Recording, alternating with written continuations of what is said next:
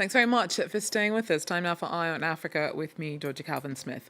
Tonight, the UN Security Council holds an emergency meeting on the war in Sudan, as around the world and on the ground, horror mounts over the reported atrocities being visited upon civilians fleeing the city of El-Fasher, seized by the RSF paramilitary from the army on Sunday.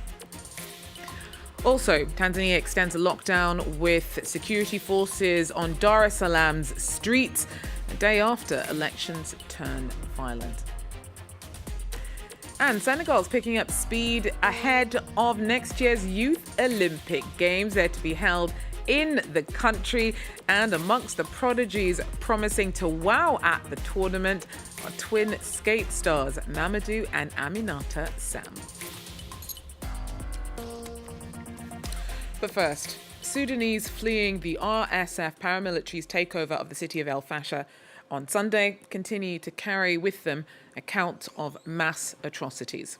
Hundreds were killed in the fighters' wresting of the North Darfuri capital from the army, with many of the abuses likely ethnically motivated. Sudan's been locked in a power struggle between rival generals since 2023. The conflict sparked the world's biggest humanitarian crisis. More than 40,000 have been killed, more than 14 million displaced. Prior to El-Fasher's fall, it had been besieged by the RSF for at least 18 months. I hope the international community will watch the situation in El-Fasher with regret. Genocide, the ethnic cleansing of Sudanese citizens, and the violation happening to our people in El-Fasher.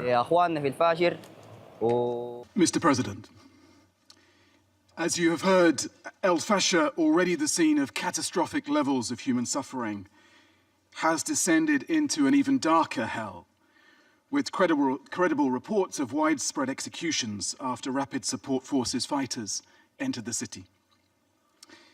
Can anyone here say that we did not know this was coming? So for more on this, I'm joined now by Jacqueline Baliviet, who heads up the UN's Refugee Agency's office in Sudan. Jacqueline, thanks so much for speaking to me. So we heard here the frustration being voiced by Tom Fletcher. The writing was on the wall for El-Fasher for a long time. On your side, did that help much in the preparations you could make for the fallout once the city was taken over by the RSF? Well, thank you very much. And I would like to add that the writing was not only on the wall, but we also have made several submissions, several protection briefs where we described the harrowing atrocities and made very clear recommendations in order to stop the fighting, to ask for ceasefire, to ask for humanitarian access to the people that are most in need. You know that after a siege of 18 months, the people that are remaining behind are mainly those who are not able to flee because they are either too weak or they have disabilities or they are otherwise not able to take the risk. When it comes to the teams that you have in Tawia, which is the town, I think about 60, 70 kilometers away from El-Fasher, where a lot of those who are managing to make it out are fleeing to try and find refuge. What are your teams saying about their experience of trying to support those arriving in the city? As more people are managing to escape the city of El-Fasher, which is, by the way, not without risk, and we see predominantly women and children arriving to Tawila. Our colleagues account also the harrowing stories that you also saw reflected in Mr. Tom Fletcher's speech. Arrest and detention, especially targeting men and youth, sexual and gender-based violence, rape affecting women, complete looting. They're stripped of the little belongings that they have. It is a very dangerous and very harrowing journey to leave El-Fasher and to reach safety in Tawila. Mm-hmm. And since Sunday, as you know, as I mentioned in the run-up to us speaking, the reports of the nature of the atrocities, the abuses they've been mounting, both from people working in Tawila, from the escapees from El-Fasher. What has the response been from the combatants? On one side, the RSF, on the other side, the army. Well, we have seen several times statements coming out that they're compliant with, international law, international human rights law, international humanitarian law, and that civilians are protected in this conflict. But I think from our perspective, we are yet to see the impact of those statements. So just quickly, Jacqueline, what for you is needed on the ground to do more practically to help the hundreds of thousands of refugees have been caught in the midst of all of this fighting, not just in El-Fasher, but across Sudan? We have, for example, response plans in place, but I think given the scale of the atrocities, which is really unheard of course, we need to improve and enhance the capacities to reach people not only in El-Fasher, but also in other areas in North Darfur, or for instance, in Kordofan, in North Kordofan, where we have similar reports of atrocities and people fleeing. So the response scale up is one of the things that we need urgently. But of course, we also need the ceasefire. We need the humanitarian pause. We need humanitarian corridors so we can reach the people that are most in need. Thank you so much, Jacqueline Parlivliet, there from the UNHCR's sub-regional office in Sudan. Well, hundreds of protesters took to the streets for a second day of demonstrations in Tanzania on Thursday as popular discontent over Wednesday's election ramped up. Our Bastien Renouy tells us more. State-run Tanzania Broadcasting Corporation started airing provisional results, and it's not a surprise, Samia Suluhu, the outgoing president, is currently winning. And that's one more reason to demonstrate for the youth taking to the street. Thousands of them are demonstrating in several cities across the country. In Dar es Salaam, the economic capital of Tanzania, thousands took to the streets. And they met the police in the streets. Police shot live ammunition. According to local sources, at least 10 people were killed and many more were injured.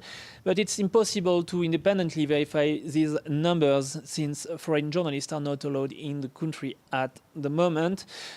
Some of these youths also stormed public buildings, including the Communication Authority of Tanzania. Some of them believe that it's responsible of the internet shutdown that's been affecting the country since Wednesday. And it's also worth mentioning that youth from both Zambia and Kenya, two neighboring countries, tried to get in Tanzania to help their fellow youth to demonstrate. A few Zambians made it, but it was more difficult for Kenyans. The border was closed. A few youth from Tanzania tried to get access to this border post. They were shot by the police. At least 2 people were killed and many more were injured, according to local sources. Well, press unions and freedom of speech organizations in Senegal are increasingly worried about an apparent media crackdown. 5 journalists were arrested this week, some live on air, and they're accused of spreading false news and compromising state security. Caitlin Kelly brings us more from Dakar. A media storm is brewing in Senegal, where a wave of arrests targeting journalists have raised alarm over press freedom. This week, police raided the offices of 2 private broadcasters, 7TV and RFM, after both stations aired interviews with government critic and media tycoon Madame Bial Diang, reportedly living in France under a Senegalese arrest warrant. On Tuesday, 7TV owner and presenter Maimouna Ndour Faye was arrested live on air during her interview with Diang, while her studio operator Bamba Touré was detained for filming the police. On Wednesday, police stormed the offices of Senegalese radio RFM, arresting the station's director, Babacar Fall, shortly after he aired an interview also with Diang. 2 other journalists were also detained during the raid. Authorities accuse the journalists of spreading false news and undermining state security, say lawyers, but the government has not actually commented publicly on the arrests. The Committee to Protect Journalists denounced the raids and called them a direct attack on press freedom and the public's right to be informed. Senegal's main media union expressed deep concern, saying the arrests challenge democratic conscience.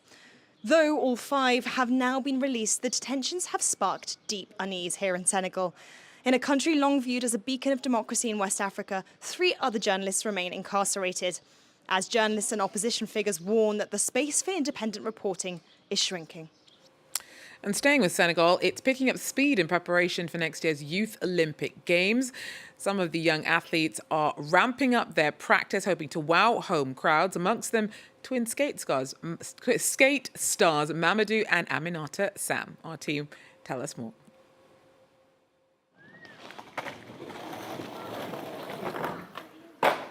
Merci beaucoup.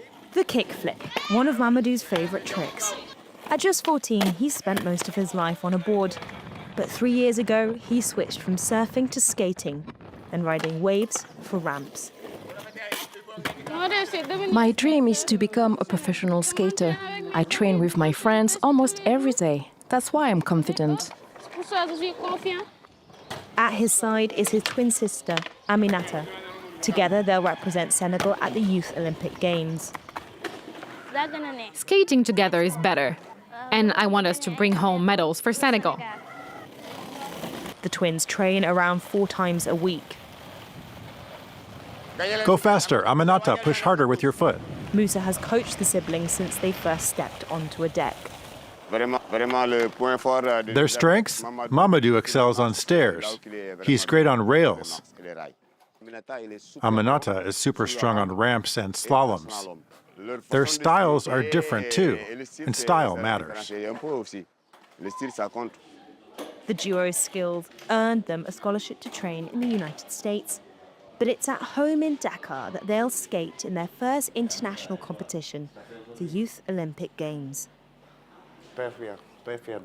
I'm so proud, really proud of them. At first, I didn't believe it, but I see them getting up every morning, grabbing their gear, heading out to train.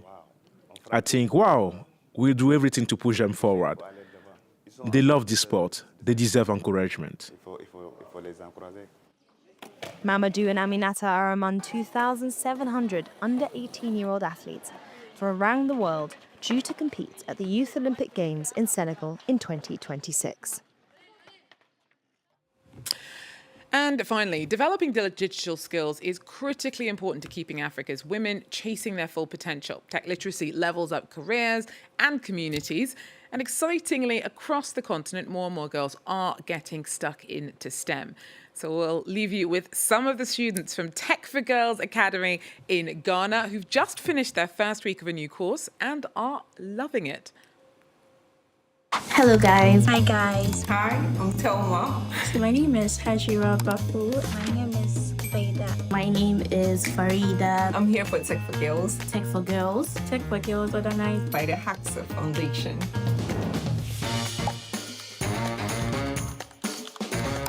Today's my first day. The first day was very, very, very spectacular. Like, I don't even know the words to describe it.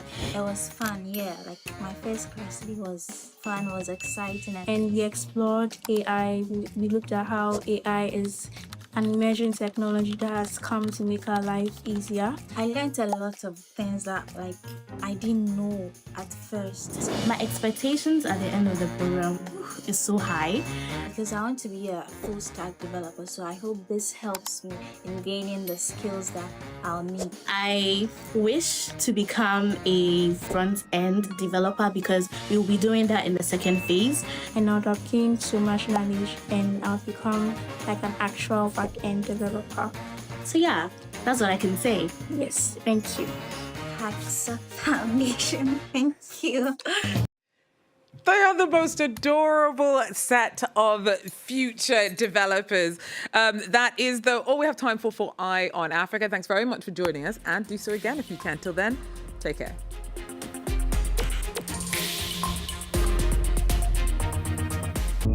On October 27, 2005, 3 young men fled the police check in the Parisian suburb of Clichy-sous-Bois.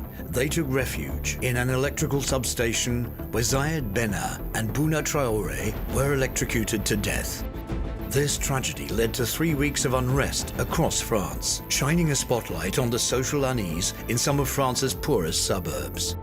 Has Clichy-sous-Bois emerged from the turmoil? Watch Clichy-sous-Bois Revisited on France 24. Your stories inspire the future. Your daily lives create the news. Your cultures, struggles, and successes are at the heart of our programs. We tell the stories of those who made our planet and those who are building it. We tell the story of the world, shaped by the lives of those who live there. Liberté, égalité, actualité.